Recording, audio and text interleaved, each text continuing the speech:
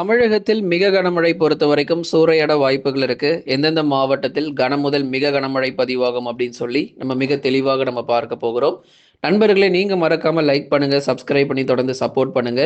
துல்லியமான வானிலை அறிக்கை பெற்றுக்கொள்ளுங்க. நண்பர்கள், உறவினர்கள் எல்லாருக்கும் தெரியப்படுத்த ஷேர் பண்ணுங்க. இனி அடுத்தடுத்து வரக்கூடிய தேதிகளில் எந்தெந்த நாட்களில் இந்த மிக கனமழையும் அதிகரிக்குங்கிறது பார்க்கலாம். ஆனா சில மாவட்டத்துல மழையே இருக்காதுங்க. நிறைய மாவட்டத்தில் இயல்பு நிலை திரும்ப வாய்ப்புகள் இருக்கு. அதனால இங்க வந்து எங்களுக்கு வந்து கனமழை வரல அப்படிலாம் சொல்லாதீங்க. ஏன்னா நம்மளே நம்ம சொல்ல போகிறோம். இங்கெல்லாம் மழை வரப்போறதில்ல அப்படின்னு சொல்லிட்டு. நீங்க கமெண்ட்ல போடுறதுக்கு முன்னாடியே எந்தெந்த மாவட்டத்துல மழை வராது, எந்தெந்த மாவட்டத்துல மழை வருங்கிறத மிக தெளிவாக நம்ம சொல்லிட போறோம். அதனால கடைசி வரைக்கும் வானிலை அறிக்கை கேட்டீங்கன்னா, உங்க மாவட்டத்தில் மழை வருமா வராதாங்கிறத நீங்க தெளிவா தெரிஞ்சுக்க முடியும். நம்ம சேனல் நிறைய ப்ராடக்ட்ஸுமே வந்து சேல் ஆயிட்டு இருக்கு பெஸ்ட் ஆஃபர்ல. உங்க ஸ்க்ரீன்லயும் நிறைய ப்ராடக்ட் வந்து ஷோ ஆகும். அதே மாரி ஸ்டோர் அப்படின்னு சொல்லி ஒரு ஆப்ஷன் இருக்குது. அதில் போனாலும் நீங்கள் ப்ராடக்ட்ஸ் வந்து வாங்கி கொள்ளலாம். நிறைய பெஸ்ட் ஆஃபரில் உங்களுக்கு ப்ராடக்ட்ஸ் எல்லாமே சேல் ஆகிட்டு இருக்கு. சரி, இப்போ நமக்கு வந்து வானிலை அறிக்கையில் நம்ம வந்து சொல்லியிருந்தோம். கடந்த நேற்று அதுக்கு முந்தைய நாட்களில் நீங்கள் கேட்டிருப்பீங்க. எந்தெந்த மாவட்டத்தில் மிக கனமழை, எந்தெந்த மாவட்டத்திற்கு மழை வாய்ப்பு கிடையாது அப்படிங்கிற முழு தகவலையும் நம்ம வந்து கொடுத்துருந்தோம்.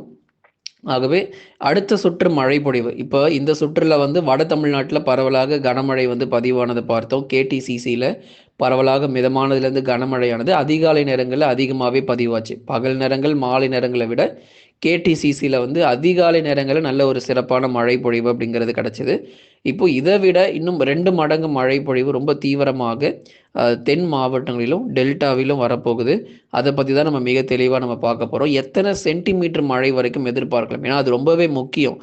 ஃபெங்கல் புயலில் 50 சென்டிமீட்டர் மழை வந்தது. அதுக்கப்புறம் ஃபெங்கல் புயல் போனதுக்கப்புறம் ஒரு தாழ்வு பகுதியினால 50 சென்டிமீட்டர் மழை வந்தது. அதே போல் இப்போ அடுத்த சுற்று மழை பொழிவிலும் 50 சென்டிமீட்டர் மழை வருமா அப்படின்னா கண்டிப்பாக கிடையாதுங்க.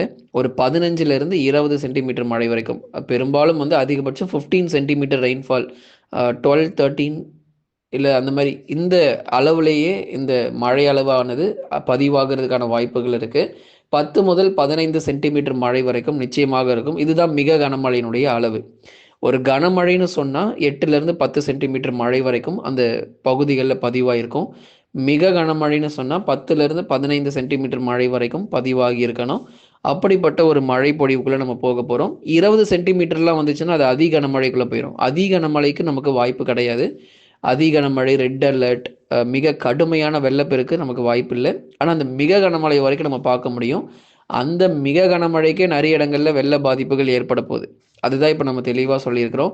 ஏன்னா ஏற்கனவே வெள்ளம் பாதித்த பகுதிகள் திருநெல்வேலி, தூத்துக்குடி மாவட்டங்கள், தென்காசி, கன்னியாகுமரி போன்ற பல இடங்கள் ஏற்கனவே நவம்பரில் வெள்ளம் பாதித்த பகுதிகளில் இப்போ மறுபடியும் ஒரு மிக கனமழை வந்துச்சுன்னா அந்த பகுதிகள் சற்று அலர்ட்டாகவே இருக்கணும், ரொம்ப எச்சரிக்கையாக இருக்கணும்.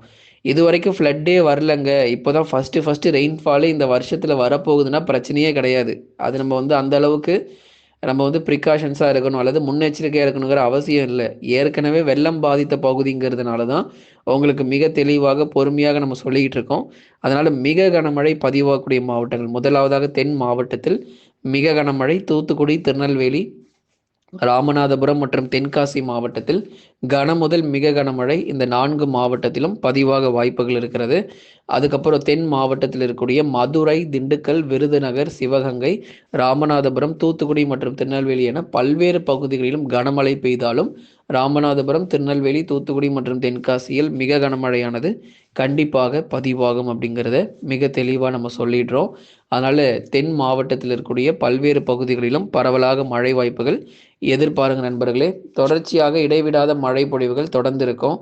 எந்தெந்த தேதிகளில் நமக்கு மழை இருக்குங்கிறதையும் மிக தெளிவாக நம்ம சொல்லிட்டோம். அதுக்கப்புறம் டெல்டா மாவட்டங்கள் தஞ்சை, நாகை, திருவாரூர், அரியலூர், பெரம்பலூர், திருச்சி மற்றும் புதுக்கோட்டை, இந்த டெல்டா மாவட்டத்தில் பரவலாக கனமழை பொறுத்த வரைக்கும் எதிர்பார்க்கலாம். டெல்டா மாவட்டத்தில் ஒரு சில இடங்களில் கனமழையானது ரொம்ப தீவிரமாக இருக்கும். இப்போ நம்ம 28, 29ல் மழை அதிகமாக இருக்காது. ஏன்னா 29 வரைக்கும் பெருசாக டெல்டாவில் மழை வராது. அதுக்காக தான் நம்ம டேட்டோட சேர்த்து சொல்கிறோம். இருந்தாலும் கமெண்ட்டில் வந்து மழை வரலன்னு தான் நிறைய பேர் போட போகிறீங்க.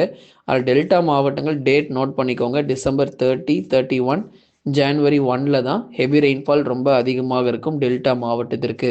அதனால் சொல்லக்கூடிய தேதிகளில் மட்டும் மழை எதிர்பாருங்க. தினந்தோறும் மழை எதிர்பார்த்துடாதீங்க. டெய்லி வந்து ரெயின்ஃபால் வரணும், டெய்லி பள்ளிகளுக்கு விடுமுறை வரணும்னு நிறைய பேர் எதிர்பார்க்குறீங்க. அப்படிலாம் வந்து கொடுக்க முடியாது. அந்த அளவுக்கு மழையும் நமக்கு இருக்காது. அவ்வப்போது வரக்கூடிய மழை பொழிவு தான் நம்ம சொல்ல முடியும். தினந்தோறும் கனமழை தமிழ்நாட்டில் கண்டிப்பா கிடையாது.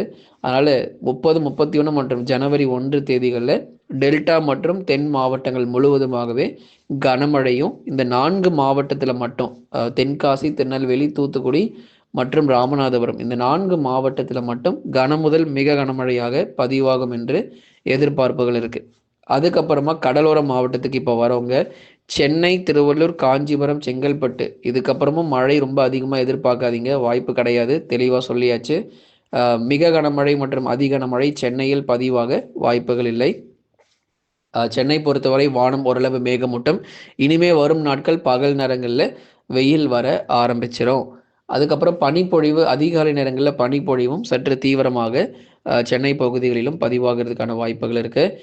பனிப்பொழிவும் சற்று தீவிரமாக இருக்கும். அதே மாதிரி பகல் நேர வெப்பநிலையும் கணிசமாக அதிகரிக்கக்கூடும்.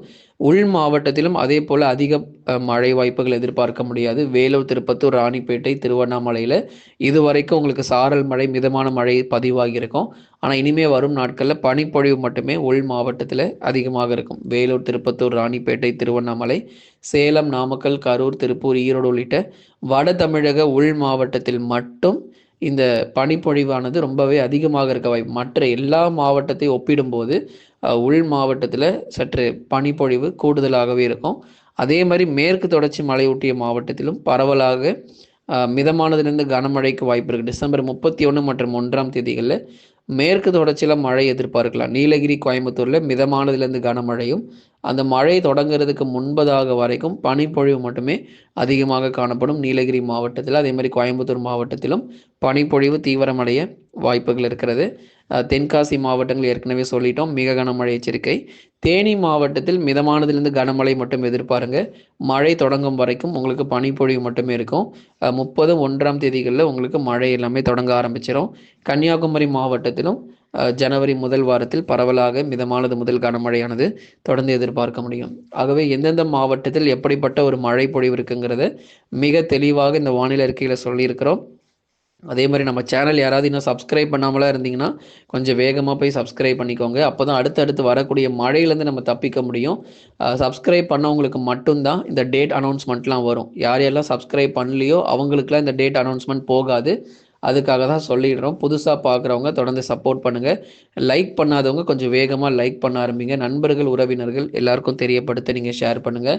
இனி அடுத்தடுத்து வரக்கூடிய நாட்களிலும் பலத்த மழை எச்சரிக்கை. நம்ம சேனலில் நிறைய ப்ராடக்ட்ஸ் வந்து நம்ம டிஸ்பிளே பண்ணியிருக்கிறோம். உங்கள் ஸ்க்ரீனில் பார்த்தீங்கன்னா தெரியும். இந்த மழை காலத்திற்கு தேவையானது மற்றும் குளிர்காலத்துக்கு தேவையான எல்லா பொருட்களுமே உங்களுக்கு அந்த ஸ்க்ரீனில் நம்ம கொடுத்துருக்குறோம் ப்ராடக்ட்ஸ். நீங்கள் கிளிக் பண்ணுங்கள், கிளிக் பண்ணி போய் பாருங்கள். இந்த ப்ராடக்ட் தான் வாங்கணும் அப்படிங்கிறதுலாம் கிடையாது. உள்ள நிறைய ப்ராடக்ட்ஸ் இருக்கும். உங்களுக்கு வீட்டிற்கு தேவையான பொருட்களும் அதிகமாக இருக்கும். அதுவுமே நீங்கள் வாங்கி பயன்பெற்றுக் கொள்ளலாம். உங்களுக்கு அடுத்தடுத்த மழை பொழிவுகளில் நம்ம நிச்சயமாக உங்களை சந்திக்கிறோம். நிறைய நாட்கள் மழை இனிமேல் பெய்யாது. கொஞ்சம் நாட்கள் தான். ஏன்னா வடகிழக்கு பருவமழை கிட்டத்தட்ட நமக்கு முடிய போகிறது நண்பர்களே. தொடர்ந்து சப்போர்ட் பண்ணுங்கள். துல்லியமான வானிலை அறிக்கையை பெற்றுக்கொள்ளுங்கள்.